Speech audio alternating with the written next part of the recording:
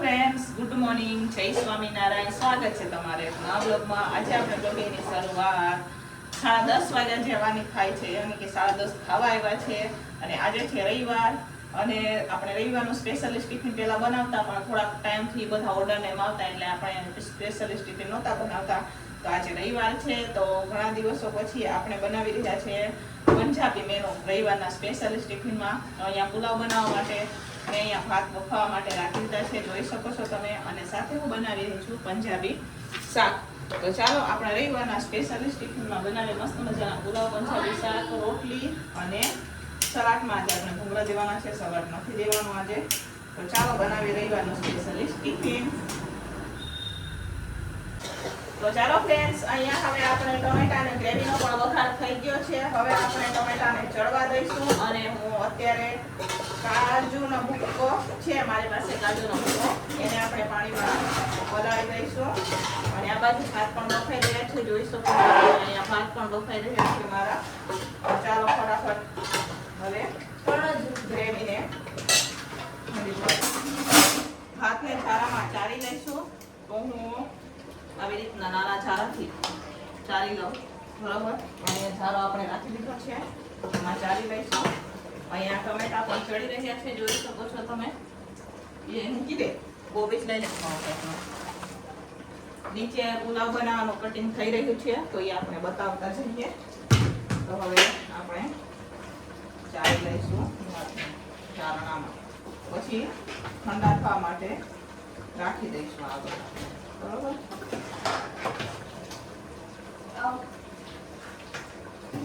અડધું નથી,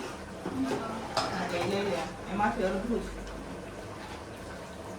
ટમેટા ચડી જાય પછી આપણે ટમેટાને પણ ખારવા હાથો આગળ રાખી દઈશું, બરોબર.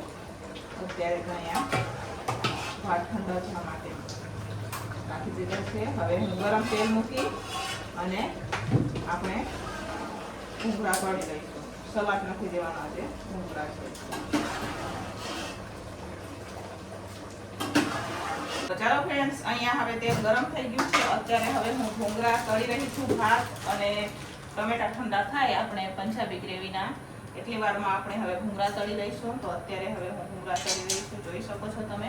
કેમ કે આજે આપણે સલાડ નથી દેવાનું, ભૂંગળા દેવાના છે, એટલા માટે થઈને હું ભૂંગળા તળી રહી છું. તો ચાલો ફટાફટ ભૂંગળા તળી લઈશું. આ બાજુ વટાણા પણ બોઇલ થાય છે, તો અહીંયા ભૂંગળા તળી લઈએ આપણે તપેલામાં. રસોડું નાનું ને અમારે કામ આવે.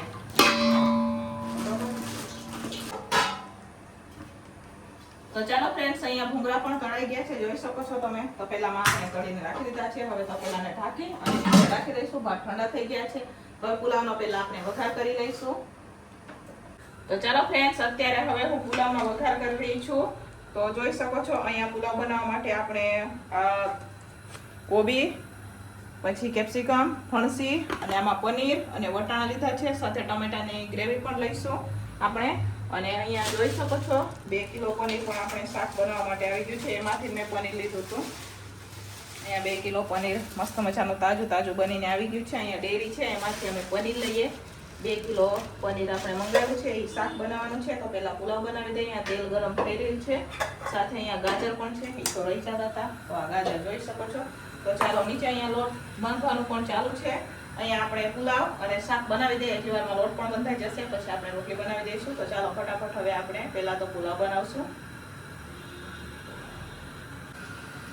તો ચાલો ફ્રેન્ડ્સ, બધા આપણે વેજીટેબલ શાક બધા આપણે પુલાવ બનાવવા માટે સાતળી લીધા છે. ટમેટાની ગ્રેવી પણ થઈ ગઈ છે. તો અત્યારે હવે થોડા હું મસાલા કરીશ. તો લાલ મરચું પાવડર નાખેલું છે, થોડીક એટલે મેં હળદર નાખેલી છે. ભાત બાફતી વખતે આપણે મીઠું નાખેલું હતું, તો આમાં ટમેટાની હું ગ્રેવી નાખું છું. તો સાથે સાથે હવે હું એમાં નાખીશ થોડું કેટલું આપણે મીઠું પણ નાખશું, થોડું કેટલું મીઠું નાખશું અને સાતળી દઈશું.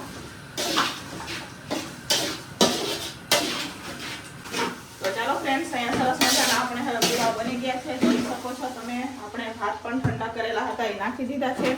બધી જ વસ્તુ નાખી દીધી છે ને મસ્ત મજાના જેવા હોટલમાં મળે ને એવા સરસ મજાના પુલાવ બનીને આપણે તૈયાર થઈ ગયા છે, જોઈ શકો છો તમે. છે ને બાકી એક નંબર હાથ બની ગયા છે. ચાલો હવે આપણે પંજાબી શાક બનાવવાનું છે. તો આ છે સ્પેશિયલી રવિવારનો મસ્ત મજાનો ટિફિન, બરોબર.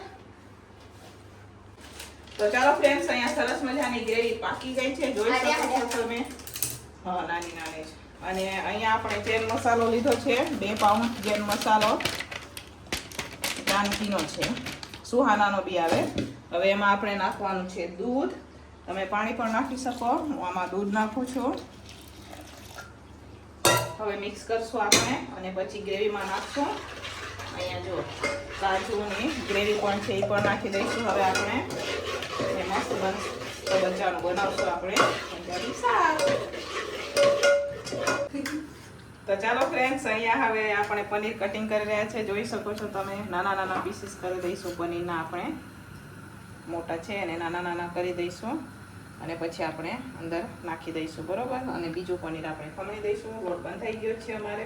હવે રોટલી ચાલુ કરવાની છે. તો પહેલાં શાક બનાવી દે, પછી 2 ગેસ ઉપર ફટાફટ રોટલી બનાવી દઈશું. 12:30 સુધીમાં આપણે ટિફિન કરી દેવાનું હોય. તો ચાલો ફટાફટ હવે આપણે પનીરને કટિંગ કરી લઈએ.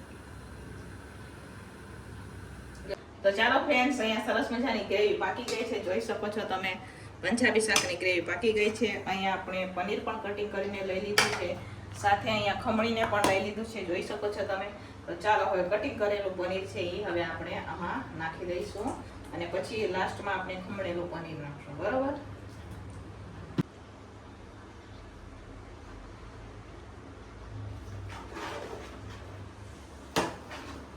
તો ચાલો અત્યારે હવે હું ખમણેલું પનીર નાખી રહી છું.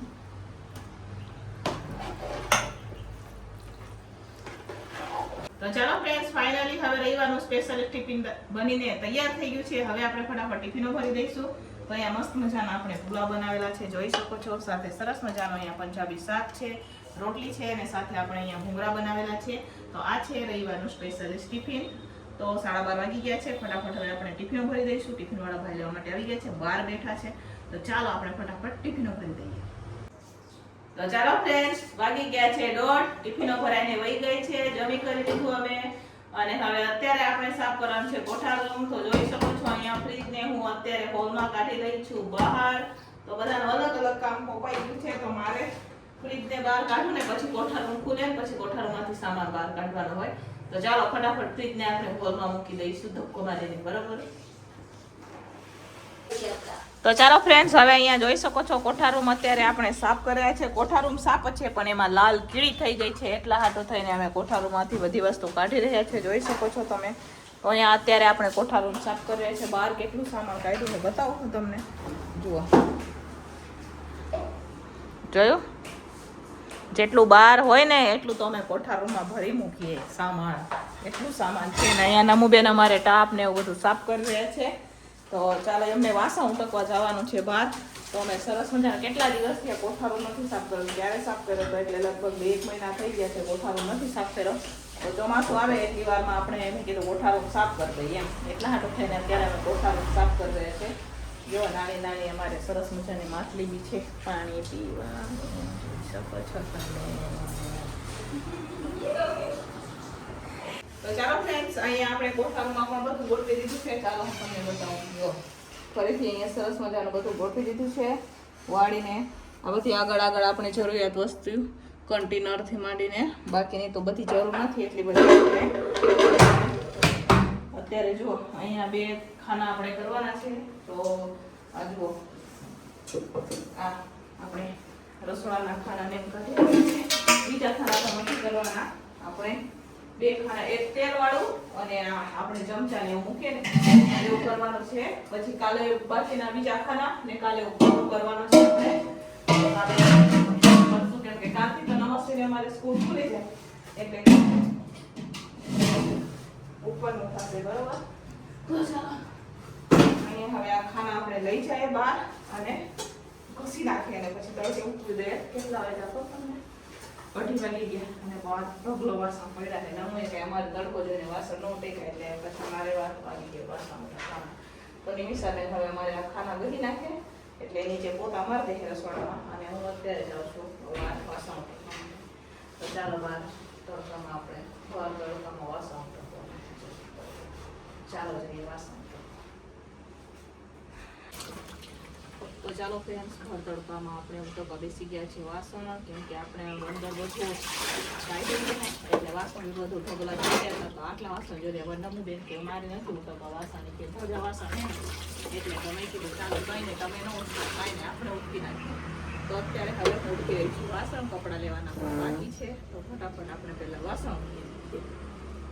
તો ચાલો ફ્રેન્ડ્સ, ફાઇનલી 3:30 આપણે નવરા થઈ ગયા છે. જોઈ શકો છો અહીંયા બધા વાસણ ને આ બધા ખાના ને બધું આપણે રાખી દીધું છે. 3:30 વાગી ગયા છે. અત્યારે આપણે ફ્રી થયા છે. આ બાજુ અહીંયા પોતું મારી દીધું છે અને આ બાજુ આપણે જે વાસણ કાઢેલા હતા ને બધું એમને એમ હે ખાના સુકાઈ જાય ને તો પછી આપણે ગોઠવવાનું હોય. બરોબર, તો ચાલો થોડીક આ બેસી લઈએ. હવે આપણે પંખાની હવા ખાઈ લઈએ. બરોબર, અહીંયા આપણે માંડા અને ચોખાના લોટની સેવ બનીને તૈયાર થઈ ગઈ છે. જોઈ શકો છો તમે, આ છે ચોખાના લોટની સેવ અને આ છે ચોખાના લોટની રોટલી. તો તમે જોઈ શકો છો અહીંયા ચોખાના લોટની સેવ અને માંડા બનીને તૈયાર થઈ ગયા છે. તો અમારું સ્પેશિયલિસ્ટ જમવાનું બનીને તૈયાર થઈ ગયું છે. દેશી જમવાનું બનીને તૈયાર થઈ ગયું છે.